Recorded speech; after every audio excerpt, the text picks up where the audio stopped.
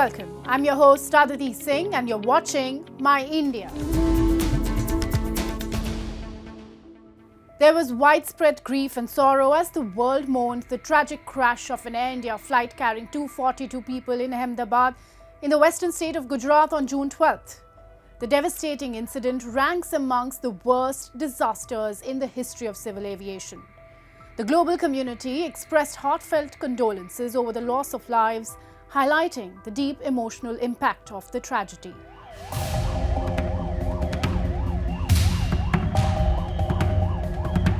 On June 12th, tragedy struck just moments after an Air India Boeing 787-8 Dreamliner took off from Ahmedabad, Gujarat, en route to London.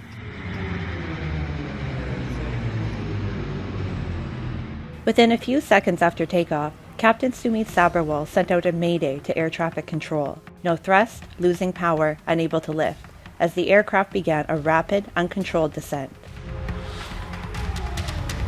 Seconds later, the aircraft crashed into a nearby medical college hostel, claiming the lives of over 240 people, mostly passengers and crew, and leaving dozens injured on the ground. Among the onboard victims were 169 Indians, 53 Britons, 7 Portuguese, and 1 Canadian citizen. We are going to do a fair and thorough investigation. We are not going to spare anyone. We are not going to leave any stone unturned.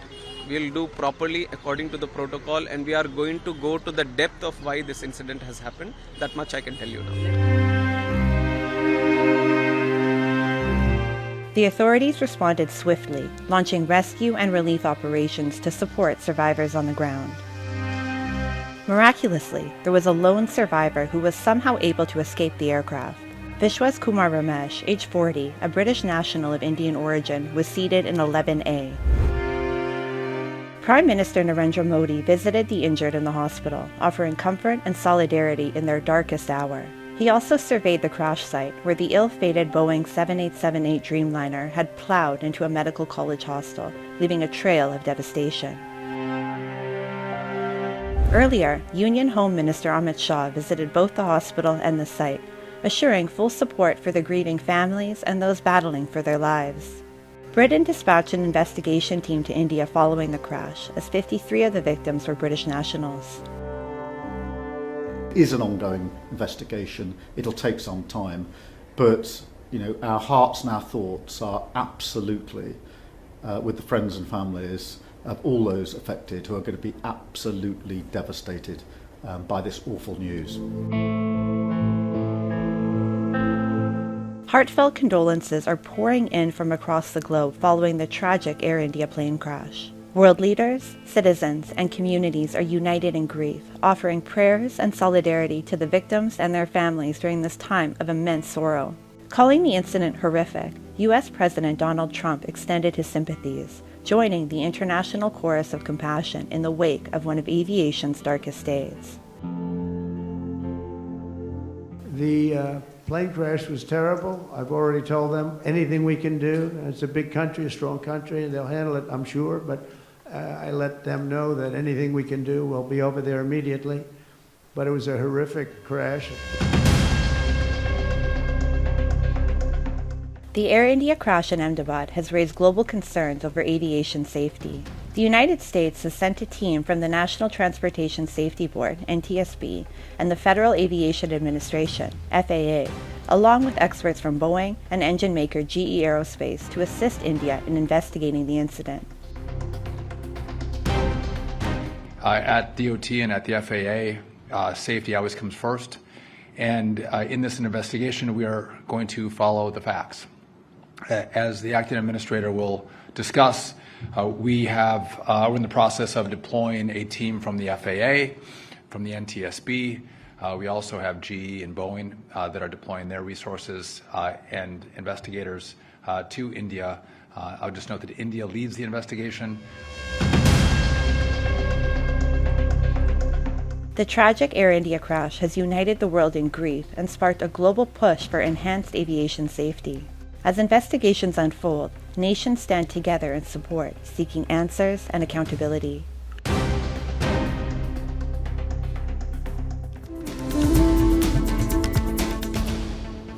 and Central Asian nations are charting a dynamic new roadmap, transforming historic cultural ties into a forward-looking partnership. The recent 4th India-Central Asia Dialogue in New Delhi highlighted growing trust, shared ambitions and regional unity. Rooted in India's extended neighbourhood vision, it marks a key step in redefining India's strategic role in Eurasia. India and Central Asia, bound by centuries of civilizational exchange, are building a modern partnership rooted in shared strategic interests. This spirit was reflected in New Delhi as External Affairs Minister Dr. S. Jaishankar inaugurated the 4th India-Central Asia Dialogue, reaffirming India's commitment to deeper regional engagement. As a key pillar of India's extended neighbourhood policy, the dialogue provided a crucial platform to boost cooperation in a region rich in resources and strategic significance. India deeply cherishes its millennia-old civilizational and cultural ties with Central Asia. These age-old bonds, forged through trade, exchange of ideas, and people-to-people contacts, have strengthened over time, evolving into a partnership which is defined by shared aspirations, shared opportunities, and common challenges.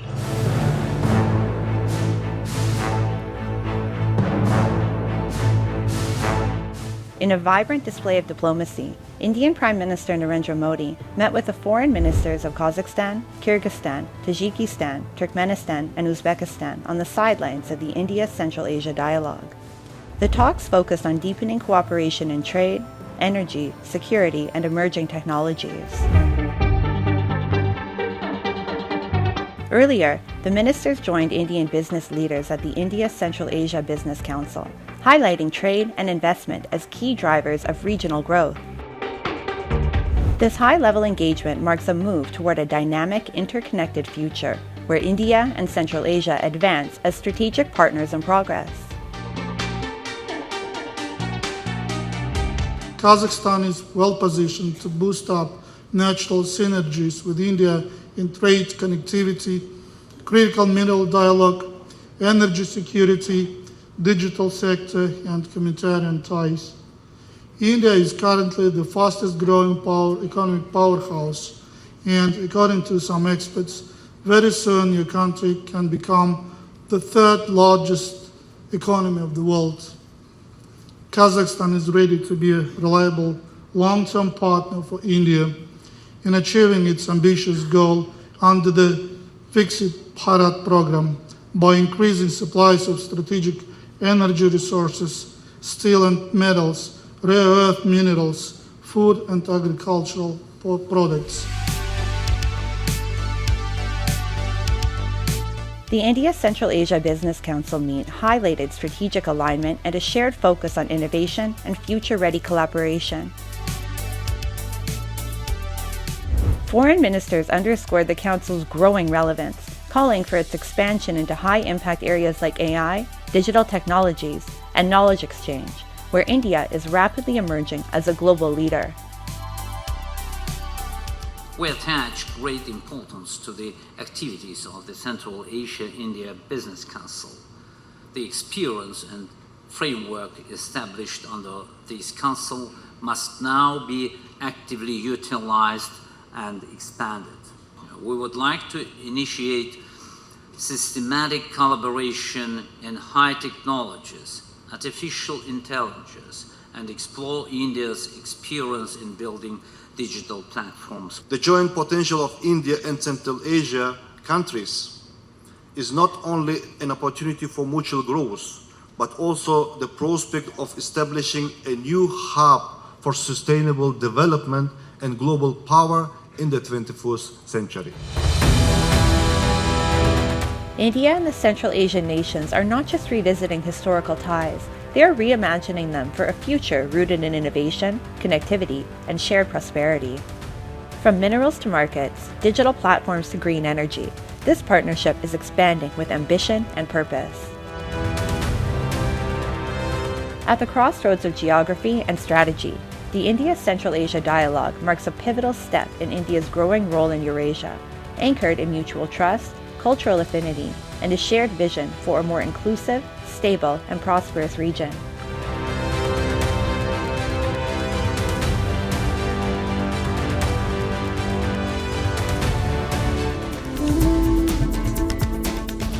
Moving on to Patri near Haridwar, where faith blossoms once again, carrying forward an ancient tradition that unites hearts beyond the bounds of religion, caste or creed.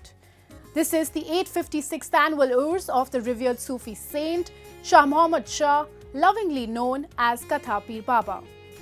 The air resonates with soulful qawwalis and the quiet strength of unity.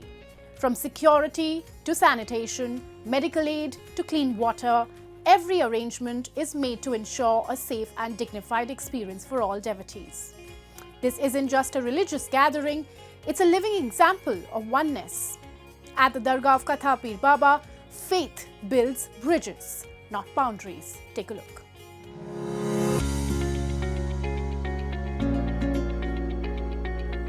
In the quiet expanse of Patri near Haridwar, where the air carries the scent of devotion and the rhythm of timeless faith, a centuries-old tradition breathes once again. The 856th Urs of Sufi saint Shah Muhammad Shah, known as Katapir Baba, is more than a religious event. It's a vibrant symbol of communal harmony.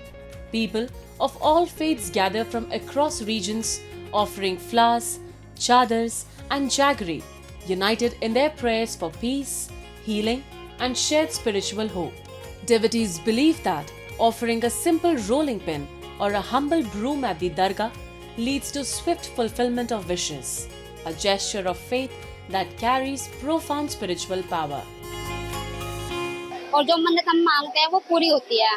हमारे बुजुर्ग भी यहाँ आते थे, उन्होंने हमें बताया कि वहाँ पे जाना, प्रसाद चढ़ाना, यहाँ पे बेलनी चढ़ती है, प्रसाद में झाड़ू चढ़ती है और जो हम मन्नत मांगते हैं पूरी होती है। बाबा शाह मोहम्मद शाह की ये दरगाह है यहाँ पर, ये पथरी के जंगलों के बीच स्थित है और बड़ी दूर दूर से यहाँ पर श्रद्धालु आते हैं। वैसे तो साल भर यहाँ भक्तों का तांता लगा रहता है, लेकिन साल में एक बार यहाँ पर उर्स बढ़ता है और उर्स में बड़ी संख्या में यहाँ पर लोग आते हैं। मैं कहता हूँ कि लाखों की संख्या में आते हैं।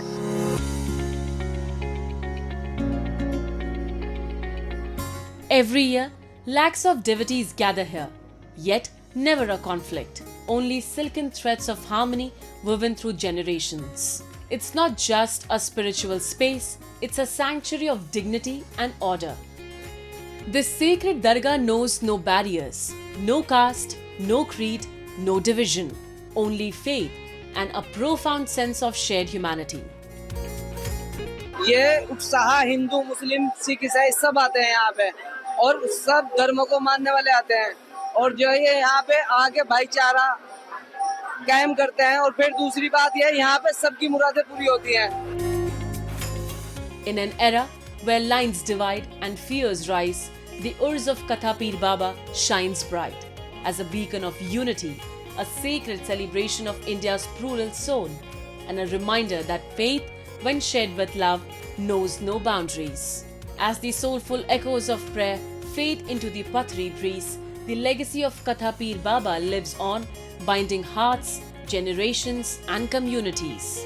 The Urs is not just a ritual, but a reflection of India's spiritual fabric, where devotion dissolves, division and unity blossoms through the quiet power of shared belief.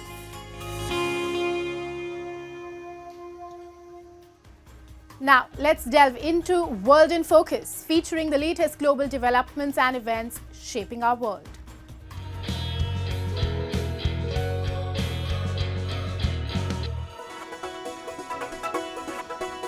South Korea's cosmetic startups are gaining traction in the US, boosted by the global popularity of K-pop and strong online sales. Beauty brand Tir, known for its cushion foundations catering to darker skin tones, will launch in select Ulta beauty stores this summer.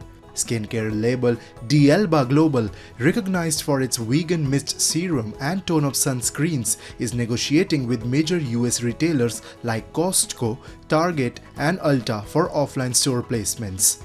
Olive Young, South Korea's leading beauty retailer, also plans to open its first US store in Los Angeles this year. According to Euromonitor, the top 5 Korean cosmetics brands have seen a 71% annual average growth in US online sales over the past 2 years, outpacing the 15% growth of leading French brands. However, concerns loom over new US tariffs, with a 25% tariff on South Korean products temporarily reduced to 10% until July 8 under President Trump's trade policies.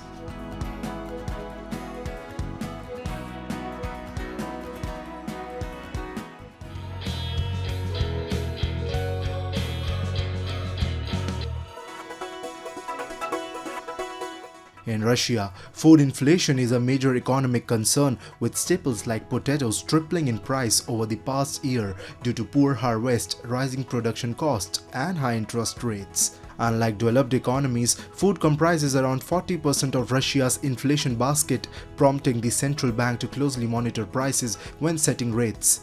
Despite a recent cut, the benchmark rate remains at 20%, one of the highest since 2003. Inflation expectations among the public remain high as essentials like cabbage, onions, and beets, key ingredients in beetroot soup, surge in price. Pensioners and low-income groups who spend over a third of their income on food are particularly affected. The government has responded by boosting imports, with Egypt and Belarus stepping in to supply potatoes. Experts expect food prices to stabilize by July, but inflation for the poor still exceeds 20%, far above the national average, exacerbating economic strain for vulnerable populations.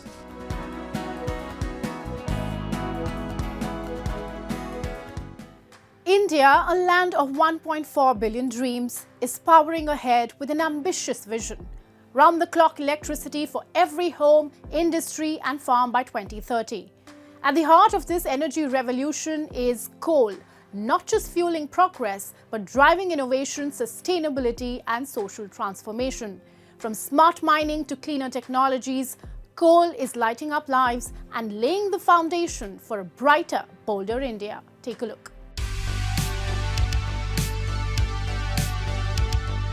India is racing toward energy security and universal electricity access, targeting 500 gigawatts of installed power capacity by 2030.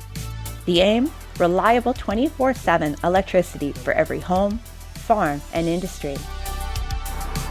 As the world's third largest energy consumer, India's demand is rising 4 to 5% annually, driven by urbanization, industrial growth, and rural electrification. To meet the projected 2,600 terawatt-hours demand by 2030, coal remains the backbone, currently supplying over 70% of India's electricity. With reserves exceeding 360 billion tons, coal ensures energy stability. In 2024 to 2025, India produced 1.04 billion tons, 80% of it by Coal India Limited and its subsidiary, Southeastern Coalfields Limited, SECL. SECL alone hit a record 202 million tons, led by Gevra, the country's largest mine, and Churcha, fueling power plants nationwide. As India integrates 300 gigawatts of renewables, coal provides critical baseload power, stabilizing the grid and supporting peak demand. Balancing clean energy with reliability, coal remains key to India's Atmanirbhar Bharat vision. और जो कोयला उत्पादन करता है भारत का तकरीबन 20% की जो एनर्जी नीड्स है उसको फुलफिल करता है। जितना भी हमारी इंडस्ट्रीज़ हैं या डोमेस्टिक नीड्स हैं उनको फुलफिल करता है। जहाँ पे भी आप अगर लाइट देखते हैं तो समझिए इसमें से 20% जो प्रकाश है या हमारी इंडस्ट्री जो चल रही है उसमें SECL का कर्मी का कहीं ना कहीं मेहनत और पसीने का फल है। India's coal sector is embracing innovation to boost efficiency, safety, and sustainability. Gevra, located in Chhattisgarh, is set to become the world's largest coal mine. It is using eco-friendly surface miners, 42 cubic meter shovels, and 240-ton dumpers to increase output while reducing emissions. First-mile connectivity silos with a 25 million-ton capacity ensure faster, cleaner coal transport. Despite tough geology, Churchill Mine produced 1.598 million tons in 2024 to 2025, with 0 safety violations, thanks to rigorous compliance with PIT committees, internal audits, and DGMS standards. Looking ahead, India is investing in cleaner coal technologies. A $1 billion initiative launched in 2023 targets 100 million tons of coal gasification by 2030, converting coal to syngas for industrial use. Gevra's vast reserves place it at the heart of this shift. These advancements highlight how India is balancing rising energy needs with sustainability, keeping coal a key pillar of its power mix. कि 100 million ton कोयले का उत्पादन हमें 2030 तक करना है। SECL इसी vision के साथ काम कर रहा है कि आने वाले समय में 2030 तक हम लोग 25 मिलियन टन के आसपास कोयला उत्पादन करेंगे, यानी टोटल जो उत्पादन है उसका 25%। और उसको करने के लिए हम लोग latest technology, latest safety gadgets उनको प्रयोग कर रहे हैं। उसके तहत ये कोयला उत्पादन होगा। ये पूर्ण रीति से इन्वायरमेंट फ्रेंडली रहेगा। पर्यावरण के अनुकूल जितने भी संसाधन हैं वो प्रयोग होंगे। मिनिमम डैमेज ये इन्वायरमेंट को करेगा।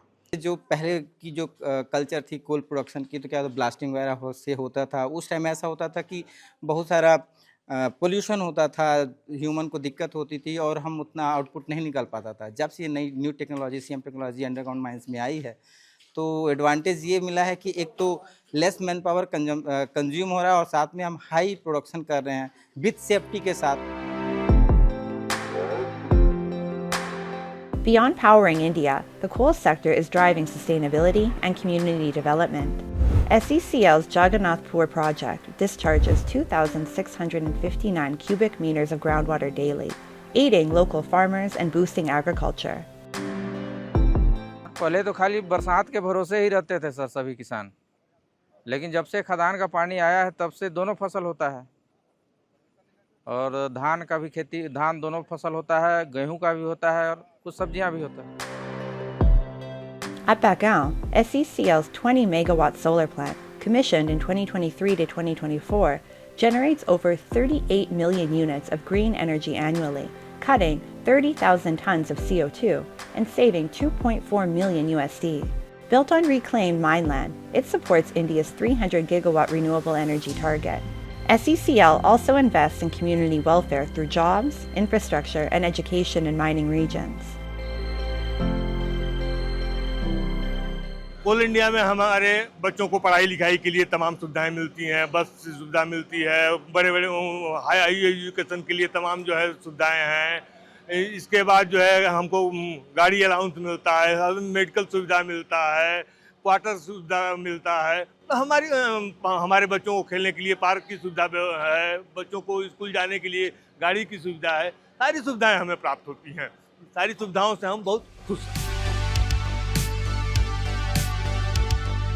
India's coal sector, led by innovators like SECL, is powering the nation while championing environmental care and social upliftment. This inspiring story of coal-driving energy, growth, and community welfare embodies India's relentless push towards its 2030 energy goals.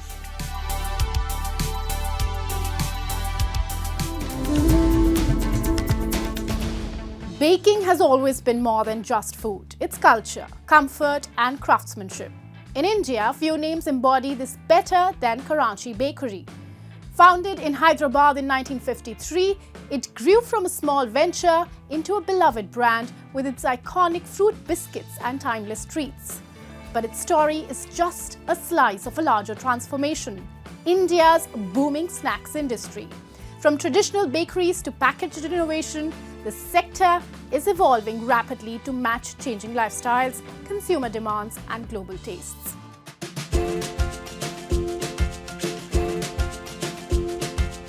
Established in 1953, Karachi Bakery began as a modest shop in India's Hyderabad city and has since grown into a beloved name across the globe. Founded by Kanchan Ramnani, a Sindhi migrant from Karachi, now part of Pakistan, the bakery has become a symbol of tradition, resilience, and irresistible flavor. From its humble beginnings to international fame, Karachi Bakery continues to win hearts with its timeless treats, especially its iconic fruit biscuits, which now carry the taste of heritage to every corner of the world. 1953 में launching हुआ है। हमारा owner का नाम है कांचन रमनानी है, वो launching किए हुआ है। ये अभी जब से अभी तक चलते जा रहा है। और उसके बाद अपना कराची का फेमस बिस्किट है, फ्रूट बिस्किट, उस्मानिया बिस्किट है, कैशू बिस्किट है, बादाम पिस्ता बिस्किट, जो कई बिस्किट आए। उसके बाद ये पूरे सारे वेराइटीज़ है पूरा बिस्किट्स के जो पीछे लगा हुआ है।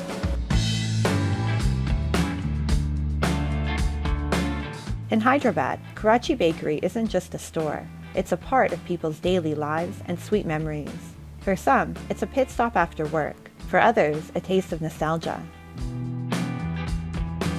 So people usually prefer the fruit biscuits over here, but personally I like the Osmania one. I like the sweet and salty flavor over here.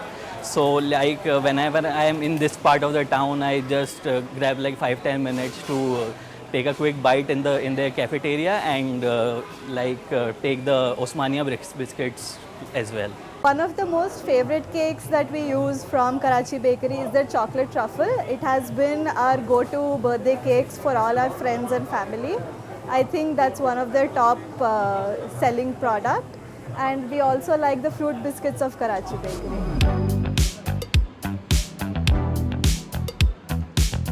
Rooted in Hyderabad, Karachi Bakery has expanded to Bengaluru, Chennai, and Delhi, with its signature delights now enjoyed across the globe. From fruity biscuits to buttery muska buns, and from partition-era origins to innovative new treats, it has become more than just a bakery, a legacy of resilience, heritage, and flavor that connects generations.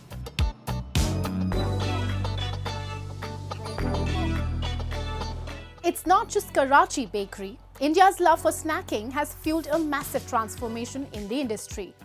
What was once a cottage-based, unorganized sector is now evolving into a modern, tech-driven, globally competitive space. Pune's Chitle Bandhu is a shining example of this shift, reflecting the dynamic growth of India's snack culture and its journey towards self-reliance. Once rooted in home kitchens and local markets, India's snack industry has grown into a key economic force. Despite changing consumer habits, rising health awareness, and the boom in online food delivery, the market remains resilient. According to Statista, snack food revenue is projected to hit $17.11 billion in 2025, with a steady 6.89% annual growth through 2030. Pune's Chitle Bandhu embodies this evolution, rising from a local favorite to a global brand, exporting Indian namkeen to over 65 countries and redefining the snack game. By 2035, this market is supposed to become a 1,10,000 crore market. So at that market size, what we are seeing is that firstly, the per capita income in India is going to rise. The GDP is likely going to rise, and that way there will be more expendable income for people to spend on brands. So that's why the 30% organized and the 70% unorganized market will eventually consolidate, where we'll probably have a 60% organized market by the end of this or in a decade's time.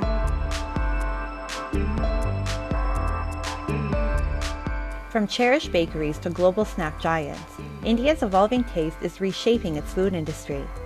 As tradition meets innovation, the country's snack culture is not just growing, it's thriving, creating a flavorful future rooted in legacy and ambition.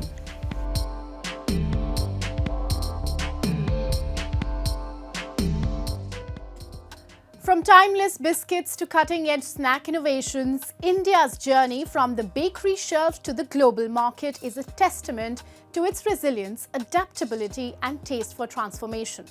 And with that, we wrap up today's episode of My India. We will see you next week at the same time. Till then, goodbye and take care.